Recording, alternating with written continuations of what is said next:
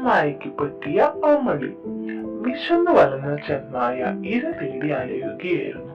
കുറെ നടന്നിട്ടും ഒന്നും കിട്ടാതെ നിരാശനായിരിക്കുമ്പോഴാണ് അവൻ ആ കാഴ്ച കണ്ടത്. ഒരു കുതിരക്കൂട്ടം.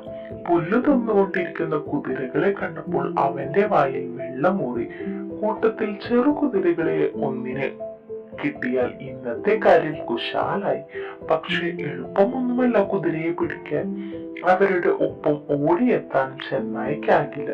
അവനൊരു സൂത്രം തോന്നി. അവൻ നേരെ കുതിരക്കൂട്ടത്തിനെതിരെ അടുത്തേക്ക് ചെന്നു. തങ്ങളുടെ നേരെ നടക്കുന്ന ചെന്നായെ കണ്ട് കുതിരകൾ അത്ഭുതത്തോടെ നോക്കി.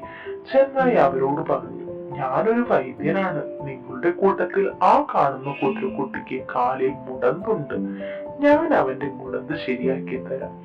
കാൽ കാണിക്കാൻ തിരിഞ്ഞു നിൽക്കുമ്പോൾ ചാടി വീണ് കുതിരക്കുട്ടിയെ ആക്രമിക്കാനായിരുന്നു ചെന്നായുടെ തന്ത്രം. ഓഹോ, താങ്കളൊരു വൈദ്യനാണല്ലേ. ഞാനൊരു വൈദ്യനെ കാണാനിരിക്കുകയായിരുന്നു. എന്റെ പിൻകാലിൽ ഒരു മുറിവുണ്ട്, കൂട്ടത്തിൽ ഒരു കുതിര പറഞ്ഞു. അതിനെന്താ, ഞാൻ ശരിയാക്കി തരാം. കൂട്ടത്തിൽ നിന്നും ഇങ്ങോട്ട് മാറി നിന്നോളൂ. വലിയ കുതിരയാണെങ്കിലും തനിക്ക് അടിച്ചു വീഴ്ത്താമല്ലോ എന്ന് കരുതി ചെന്നായ പറഞ്ഞു.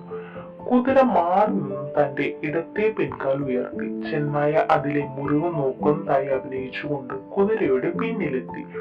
കുതിര പെട്ടെന്നൊന്ന് ഉയർന്നു ചാടി തന്റെ കാലുകൊണ്ട് കൊടുത്തു ഊക്കലൊരു തുഴി.